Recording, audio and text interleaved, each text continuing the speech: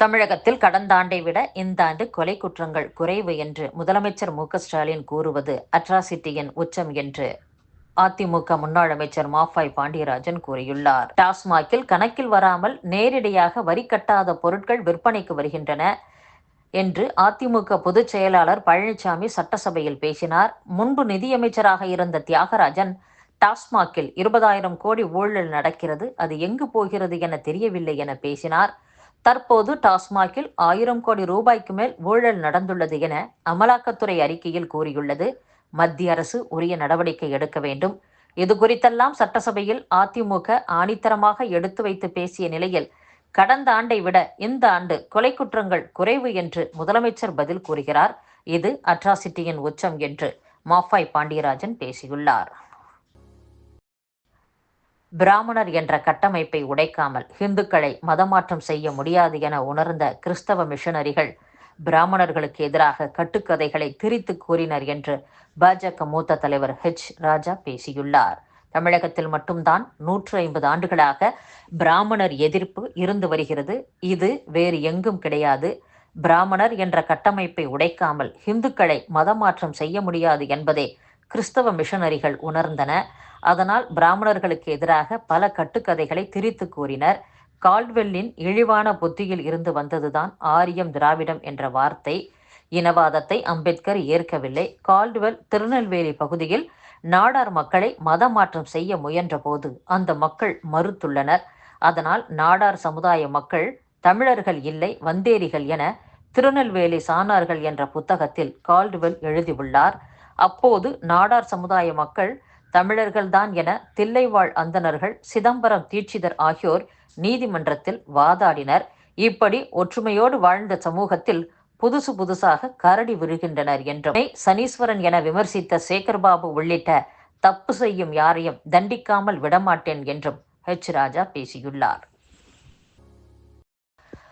சட்டசபைக்கு உள்ளேயும் வெளியேயும் அதிமுகவினரிடம் மிக நெருக்கமாக அமைச்சர் சேகர்பாபு உள்ளார். அதிமுக ஆட்சியில் செய்த தவறுகளை சுட்டிக்காட்டும் போது அவருக்கு ஏன் வலிக்கிறது?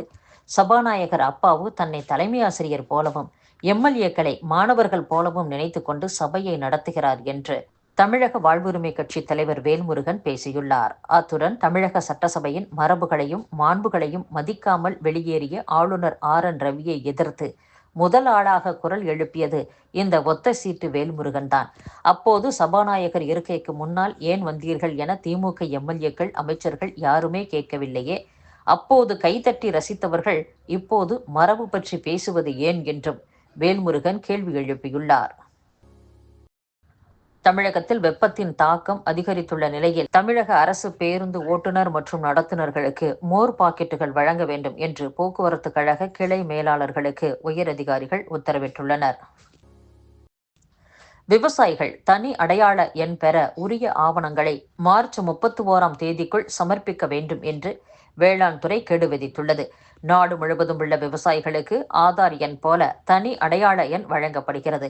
இதற்காக மத்திய அரசின் வேளாண் அடுக்ககம் திட்டத்தின் கீழ் நில விவரங்களுடன் இணைக்கப்பட்ட விவசாயிகள் பதிவு, நிலம், பயிர் உள்ளிட்ட விவரங்கள் சேகரிக்கப்படுகின்றன. மத்திய வேளாண் அமைச்சகத்தின் வழிகாட்டு நெறிமுறைப்படி தமிழகம் முழுவதும் மின்னணு முறையில் விவசாயிகள் விவரம் சேகரிக்கப்படுகிறது. இதற்காக அனைத்து கிராமங்களிலும் சிறப்பு முகாம்கள் நடத்தப்பட்டு வருகின்றன.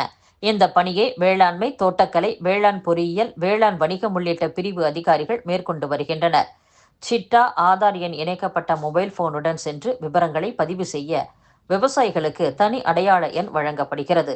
தனி அடையாள எண் பெற்ற விவசாயிகளுக்கு மட்டுமே வரும் காலங்களில் மத்திய அரசு திட்டங்களின் கீழ் மானிய உதவிகள், பிரதமரின் விவசாய உதவித்தொகை, பயிர்க்கடன், கிஷான் கிரெடிட் கார்டு உள்ளிட்டவை வழங்கப்பட உள்ளன.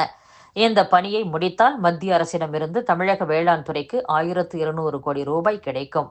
எனவே இம்மாதம் 31ஆம் தேதிக்குள் விவசாயிகள் தங்கள் விவரங்களை தாக்கல் செய்து தனி அடையாள எண் பெற்றுக்கொள்ள வேண்டும் என வேளாண் துறை விவசாயிகளுக்கு கெடு விதித்துள்ளது.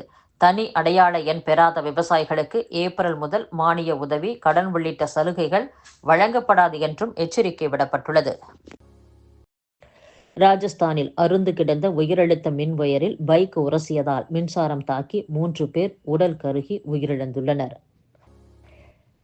பிரதமர் நரேந்திர மோடி வங்கதேச இடைக்கால அரசின் தலைவர் முகமது யூனூஸ் சந்தித்து பேச வேண்டும் என்ற வங்கதேசத்தின் பரிந்துரையை பரிசீலித்து வருவதாக நாடாளுமன்ற குழு கூட்டத்தில் வெளியுறவுத்துறை அமைச்சர் ஜெய்சங்கர் தெரிவித்துள்ளார்.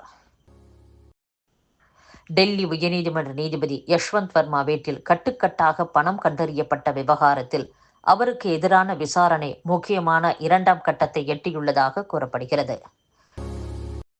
பீகார் முதலமைச்சர் நிதிஷ்குமார் நடத்திய இஃப்தார் விருந்தை அந்த மாநிலத்தைச் சேர்ந்த முன்னணி இஸ்லாமிய அமைப்பான இம்ரத் ஷரியா புறக்கணித்துள்ளது. வகுப்பு மசோதாவுக்கு நிதிஷ்குமார் ஆதரவு அளித்திருப்பதற்கு எதிர்ப்பு தெரிவித்து அவர் அளித்த இஃப்தார் விருந்தில் பங்கேற்கவில்லை என்று அந்த அமைப்பு சார்பில் தெரிவிக்கப்பட்டுள்ளது. கனடாவின் புதிய பிரதமராக பதவியேற்று இருக்கும் மார்க் கார்னி முன்கூட்டியே பொதுத் தேர்தலை நடத்த உத்தரவிட்டுள்ளார்.